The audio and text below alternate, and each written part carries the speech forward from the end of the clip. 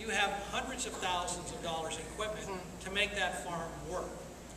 Jim probably has $30,000, maybe $20,000. What? But between $20,000 and $25,000.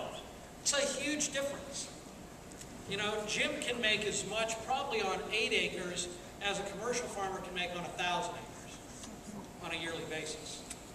And I mean, those are the differences that I think that really make farming, you know, doable in this day and age. And I think a lot of the young folks who see that this is an opportunity and maybe a lifestyle that they would really do. Because I will tell you that some of the students that actually go there, they feel this connection with the earth and with soil that they've never felt before. Because some of these students growing up in the suburbs of Chicago have never experienced it. And I think Dana, wherever she's at, I think she had to go. I mean, in the article, as she said, you know, she rolled her eyes when it was either Peters or Mahaffey's class was going out to the farm and going, you know, what am I going to get from this? I don't want to go out to a farm. And she was an intern. She loved it. It changed her whole mindset. So I think those are some of the things that we are dealing with locally, but we've also got some of the local farmers that are going, wow, this work. If this local buyer buys this from me, and I can make $20,000 a year in just instead of going to 7 farmers markets, that's amazing. So those are the impacts that we're having. And Gary touched on it with talking about the farmers being independent. There's also very little trust between farms. You cautiously share the information you have. And what we're trying to change is that we mentor the young farmers, we mentor the inexperienced farmers, and bring them along. And we need to change the attitude of farmers. What I have been charged in the past, before I met Gary, with going out and trying to persuade young farmers that are already in the agriculture community to try this. And they ridicule us. They think this is a just totally ignorant way to farm. If they cannot sit in a $200,000 tractor with air conditioning and plant their corn on a no-till planter, spray down all the weed sprays, you know, they don't think that it's truly agriculture. In fact, they say real farmers grow corn and beans. And I tell them, the students that I have, real farmers are manually picking their produce, are feeding the nation.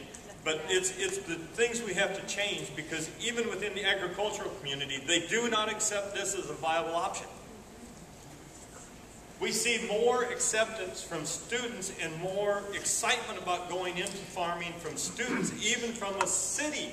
We see it from the students that are engaged in it. And we need to change the attitudes of the farmers that are involved in this. We need to change the attitudes of the farmers that are in conventional agriculture. We need to develop a trust. We talk about food co-ops. The marketing of our produce is really one of the things that's limiting our sector of agriculture, and it shouldn't be, especially in this area when we have Des Moines, Minneapolis, Madison, Wisconsin, Milwaukee, Wisconsin, Chicago, large metropolitan areas that we in no way could feed if all of us were shipping our produce to them. We should be able to expand to 100% production and feed the local metropolitan areas very easily, and we're not even tapping into that market. So there's some real changes that have to come about on the side of agriculture. There's some real changes for the consumers, and there's a really great change that needs to happen for the distribution system of agricultural products right now, because now they look right away to Texas, New Mexico, Arizona, California, and Florida as the produce supplying states, and we need to look here. And so those are the things we need to change, and I could go on the whole afternoon. It's time for me to shut up.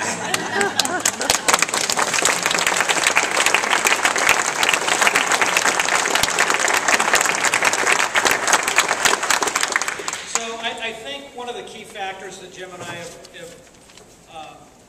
really taken away in our process is that we have created a market.